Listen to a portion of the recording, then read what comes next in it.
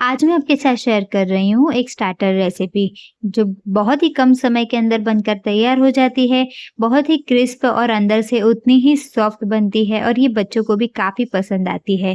वैसे भी बच्चों को अगर किसी भी चीज़ में अंदर चीज़ डाल के दे दिया जाए तो वो बहुत ही मज़े से खाते हैं। तो चलिए आज हम बनाते हैं एक ऐसा स्टार्टर जो बच्चे और बड़े सबको पसंद आता है। इसका नाम है स्पिनच चीज़ी बॉल। तो चलिए रेसिपी को हम देख लेते हैं।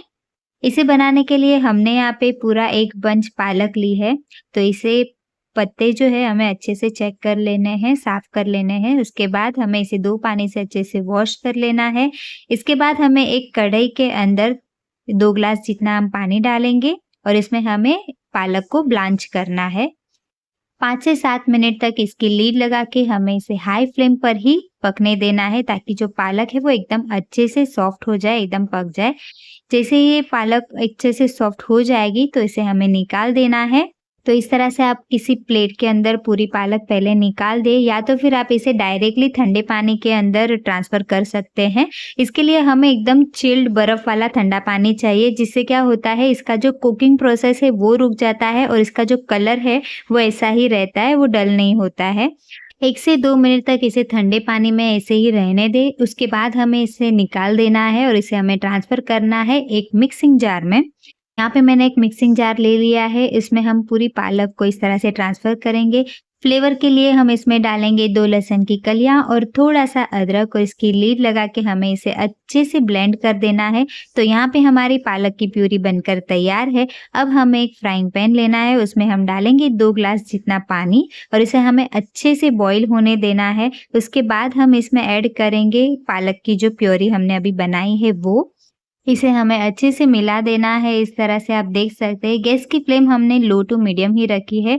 थोड़ा-सा इसमें हम नमक डालेंगे स्वाद अनुसार और 1 टेबलस्पून जितना हम इसमें तेल डालेंगे और इसे हमें मिला देना है। अब इसमें हमें डालना है 1 कप जितना सूजी। अगर वज़न से आप देखें तो मैंने यहाँ 250 ग्राम सूजी का इस्तेमाल किया है। अब जैसे-जैसे हम सूजी डालते जाएँगे, इसे हमें इस तरह से मिलाते जाना है ताकि इसके अंदर जो लम्प्स है, वो एकदम आसानी से टूट जाए, एकदम गठरिया गाढ़ी ना हो जाए। थोड़ी देर के बाद आप देखेंगे तो सूजी जो है वो अच्छे से फूलने लगी है। 5 से 7 मिनट तक हमें इसे ऐसे ही कुक करना है। कुक करते हुए आप देखेंगे कि ये पैन को बिल्कुल भी चिपक नहीं रहा है, एकदम सॉफ्ट हो गया है और ये बहुत ज़्यादा गाढ़ा नहीं है, बहुत ज़्यादा लिक्विडी नहीं है, एकदम परफेक्ट टेक्सचर हमें मिला है। तो इसी स्टेज पर हमें गैस की फ्लेम को बंद कर देना है और इसे ठंडा होने के लिए एक साइड पे रख देना है। जैसे ये ठंडा होगा, इसका जो टेक्सचर है वो एकदम आटे के जैसा हो जाएगा, इसलिए हमें इसे एक साइड पे ऐसे ही छोड़ देना है। तब तक हम इसका फिलिंग तैयार कर देते हैं। तो फिलिंग करने के लिए मैंने यहाँ पे एक मिक्सिंग बाउल लिया है। उसमें हमें मोज़रेला चीज़ लेना है। मैंने यहाँ पे 200 ग्राम मोज़रेला चीज़ लिया है, डाइसी वाला। अगर आपके पास नॉर्मल चीज़ है तो आप वो भी ले सकते हैं, उससे भी बहुत ही अच्छा क्रीमी फ्लेवर मिलता है। अब फ्लेवर के लिए अब इसमें डालेंगे चिली फ्लेक्स 1 टेबलस्पून और ओरेगानो फ्लेक्स हम डाल रहे हैं 1 टेबलस्पून जितना। इसके साथ ही हम इसमें थोड़ा-सा नमक डालेंगे स्वाद के लिए, लेकिन बहुत ही कम डालना है क्योंकि हमने जो चीज़ लिया है उसमें ऑलरेडी थोड़ा-सा नमक होता है। अब इसे हमें अच्छे से मिक्स कर देना है ताकि जो भी हमने हर्ब्स डाले हैं फ्लेवर के लिए वो चीज़ के साथ एकदम अच्छे से मिक्स हो जाए। अब इसे हाथों से ही मिक्स करते हुए हमें इसके छोटे-छोटे बॉल्स बना लेने हैं इस तरह से। तो हल्के हाथों से ही हमें इस तरह से इसे प्रेस करते हुए इसके छोटे-छोटे बॉल्स बनाने हैं। आपको जितने बड़े बॉल्स बनाने हैं आप बना सकते हैं। हम यहाँ फिलिंग के हिसाब से बना रहे हैं, इसलिए हमें इसकी साइज़ छोटी ही रखनी है। तो इस तरह से छोटे-छोटे पोर्शन में हम इसे लेंगे और इसके बॉल्स बनाकर तैयार कर देंगे। तो यहाँ पे हमने सारे बॉल्स बनाकर तैयार कर दिए हैं। यहाँ पर हमने जो सूजी और पालक का मिक्सचर बनाकर रखा था वो भी हमारा एकदम अच्छे से ठंडा हो गया है। आप देख सकते हैं कि ये एकदम थिक हो गया है, एकदम आटे के जैसा इसका टेक्सचर हो गया है।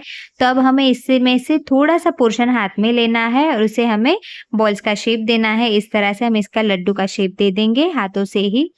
आप देख सकते हैं बिल्कुल भी हाथों में चिपक नहीं रहा है। अब इसे हमें हल्का-सा प्रेस करते हुए इसके अंदर हमें जो चीज़ की हमने फिलिंग बनाई थी वो इस तरह से पैक करनी है। एकदम अच्छे से पैक कर दीजिए पूरे कॉर्नर से ताकि जब आप इसे फ्राई करेंगे तो ये एकदम फटे नहीं और फिलिंग बिल्कुल भी आपकी बाहर नहीं आएगी अगर आप प्रॉपरली इसे पैक करेंगे तो। तो इस तरह से हमें इसे पैक करना है।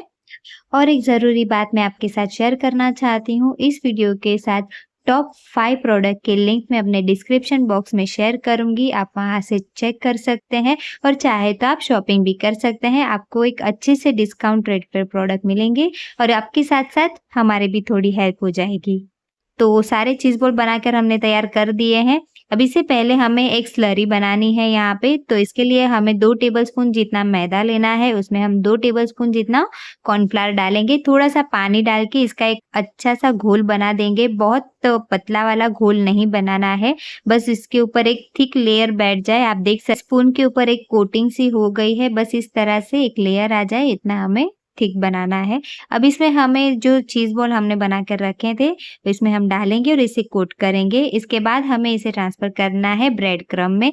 ये ब्रेड क्रम्ब मैंने घर पर ही बनाया था। आप चाहे तो मार्केट में रेडीमेड ब्रेड क्रम्ब्स मिलते हैं, वो उसका इस्तेमाल कर सकते हैं। तो इस तरह से हमें इसकी कोटिंग कर देनी है। तो एक-एक करके हमने सारे जो चीज़ बॉल है, उन सबको हमें इस तरह से डिप करना है स्लरी के अंदर और इसे ब्रेड क्रम्ब के ऊपर एक लेयर देनी है, बस। तो सारे पालक चीज़ बॉल को हमने अच्छे से रेडी कर दिया है, कोट कर दिया है, तो चलते हैं इसे फ्राई करने के प्रोसेस में। तो यहाँ पे तेल हमने पहले ही गरम करने के लिए रख दिया था। एक-एक करके हम इसमें चीज़ बॉल इस तरह से डालेंगे। थोड़े-थोड़े पोर्शन में हमें इसे फ्राई करते रहना है। इस तरह से स्पून की हेल्प से थोड़ा-सा तेल हम ऊपर से भी डालेंगे ताकि ये प्रॉपरली फ्राई हो जाए। इसे फ्राई होने के लिए बहुत ज़्यादा टाइम नहीं लगता है, बहुत जल्दी हो जाता है, 2 से 3 मिनट के अंदर ये फ्राई हो जाते हैं। लेकिन सिर्फ़ हमें इसे घुमाते वक़्त इतना ध्यान रखना है क्योंकि ये फट ना जाए, बहुत ही सॉफ्ट होते हैं ये अंदर से। तो उससे क्या होता है जब आप इसे पलटेंगे तो चीज़ बाहर आने के चांसेस हो जाते हैं, तो सिर्फ़ इस बात का हमें ध्यान रखना है कि मीडियम टू हाई फ्लेम पर ही हमें इसे अच्छे से फ्राई करना है, इससे ज़्यादा टाइम नहीं लगता है, हल्का-सा इसका जो कलर है वो सुनहरा हो जाए, बस उतना ही हमें इसे फ्राई करना है। एक साथ हमें सारे चीज़ बॉल एक साथ नहीं डालने हैं, उससे क्या होता है हमें पलटने में भी दिक्कत आती है और वो अच्छे से फ्राई भी नहीं होते, तो इस तरह से आप छोटे-छोटे बैचेज़ में करेंगे तो प्रॉपर फ्राई भी होंगे, को निकालने में और पलटने में भी आसानी होती है। तो सारे चीज़ बॉल को हमने यहाँ अच्छे से फ्राई कर दिया है। हमारा जो स्टार्टर है स्पिनच चीज़ बॉल सर्व करने के लिए एकदम रेडी है। इसे आप सर्व करिए मेयोनीज़, चीज़ डिप, टोमेटो केचअप या फिर हरी पुदीना चटनी के साथ इसे आप सर्व करिए। ये बहुत ही अच्छा टेस्ट देते हैं। आप ये स्पिनच चीज़ बॉल की रेसिपी को ज़रूर ट्राई करिएगा। आई एम श्योर आपको ये बहुत पसंद आएगी और मुझे कमेंट सेक्शन में ज़रूर बताइएगा। वीडियो अगर आपको अच्छी लगी है तो प्लीज़ लाइक करिए, कमेंट करिए और शेयर करिए अपने फ्रेंड्स और फैमिली के साथ। अगर आप मेरे चैनल पर नए आए हैं तो प्लीज़ चैनल को सब्सक्राइब करिए और बेल आइकन को प्रेस करना ना भूलें ताकि मेरे हर आने वाले वीडियो की नोटिफिकेशन आपको मिलती रहे। Thanks for watching.